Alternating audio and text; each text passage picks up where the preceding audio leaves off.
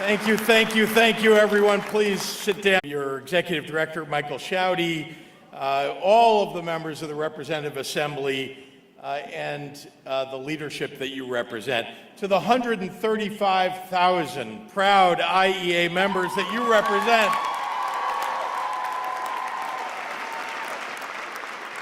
Teachers and professors and paraprofessionals and support staff, retirees, future educators.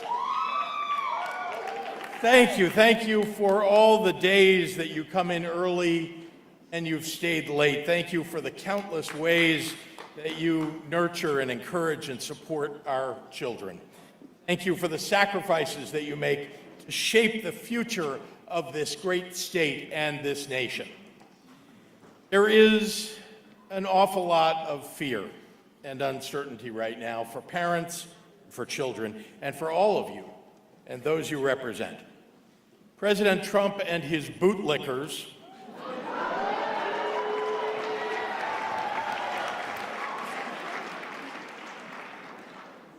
I have other words to describe them too,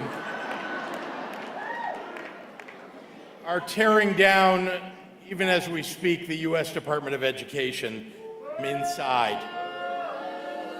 Instead of proposing anything to improve math and reading scores for students or to support those who work long hours to educate our children, they're making it harder for working class students and their parents to get ahead by firing more than half of the department's workforce with no notice and no due process.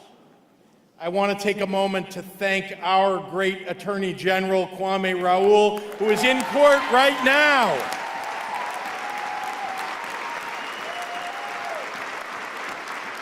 He's in court with 20 other attorneys general right now fighting what Donald Trump is trying to do to education in this country. Now, if Donald Trump really cared about education in our states, he would have hired a Secretary of Education who knows something about public schools, like maybe an educational professional, maybe a teacher, someone who understands what our schools mean to working families across the United States. Instead, he hired a former wrestling promoter, Linda McMahon. Now, wrestling can be entertaining, I'll admit.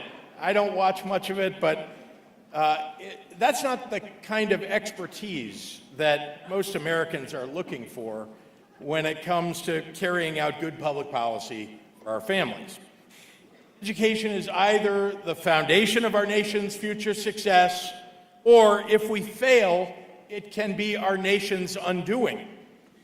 When we invest in our schools, we are building stronger communities, a more stable democracy, and a healthier economy, and it gets done by teachers and educators and paraprofessionals and professors and all of you here today.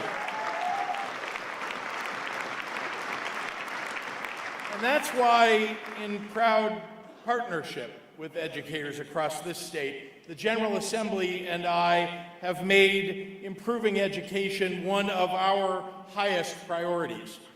Every student in every community from Cairo to Chicago, from Rockford to Champaign, and so many places in between, deserves a high-quality education taught by a well-paid teacher in a school with a library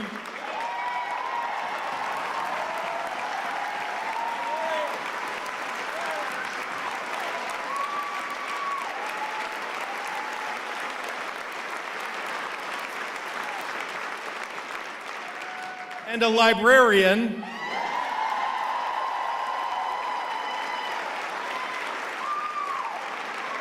and a nurse and maybe even a social worker.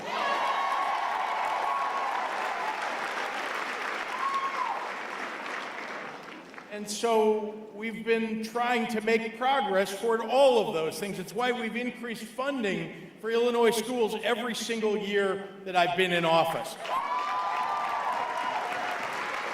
so far by more than $2.5 billion.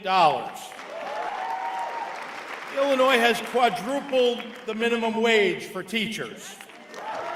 We increased scholarship and grant programs for aspiring teachers. We improved the funding of the teachers' retirement system pension plan beyond what is required by law. And I've asked the General Assembly to allow us to more quickly get to fully funding your pensions. This year in my proposed budget, we double down on our commitment to excellence in education, increasing state funding for public schools once again, even in a year where we have some fiscal challenges. Because it has to happen every year, year in and year out. Whether we can make the numbers work or not is up to us. What's important is we've got to fund you and make sure that you get to do the job that we need you to do. I've also proposed common sense legislation that will make it easier for you to do your jobs by requiring school districts to adopt a policy to ban cell phone use in classrooms.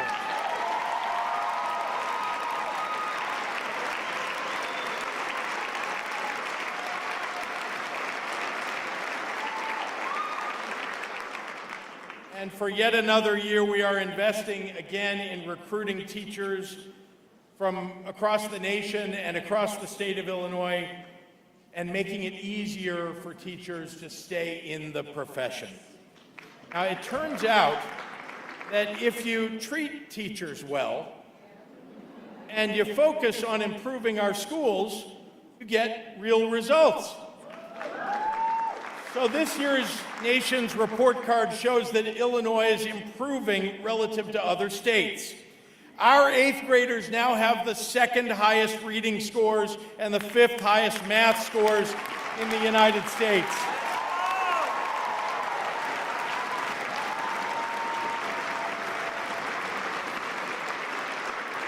And Illinois' high school graduation rate is the highest it's been in 14 years.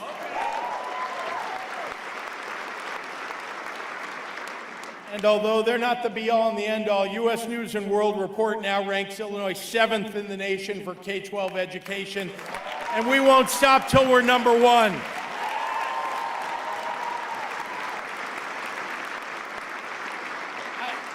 I don't want you to think that I'm suggesting that we don't have a whole lot more to do. We do.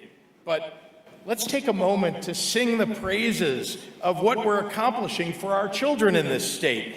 And it's a testament to the hard work that all of you do.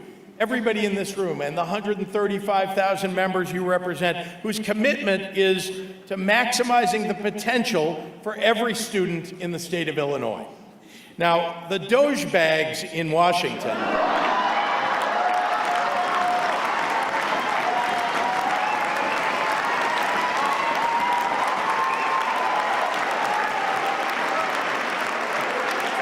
Sorry, I may have misspelled that.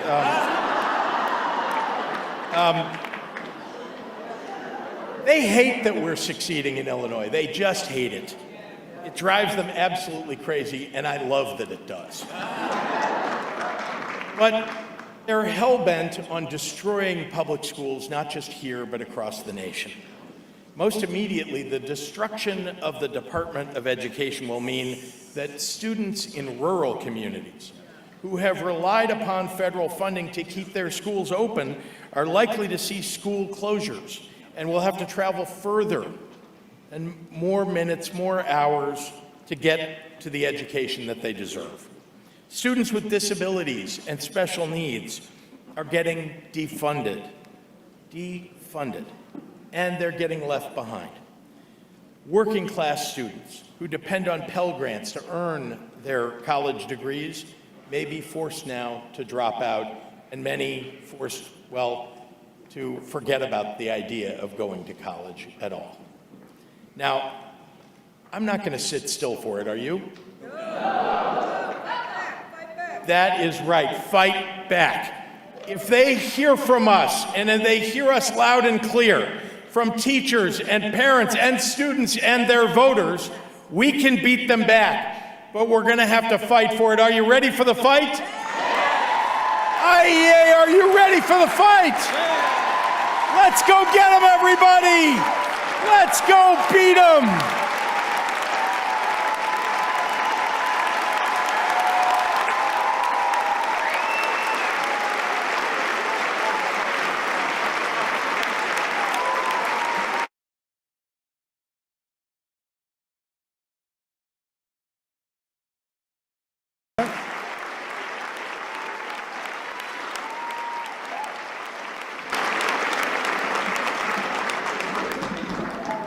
So, I think it's obvious that we are called the Lighthouse State, and a part of that reason is because of this governor, J.B. Pritzker. For your very courageous leadership as the governor of Illinois, we present you with this appreciation award.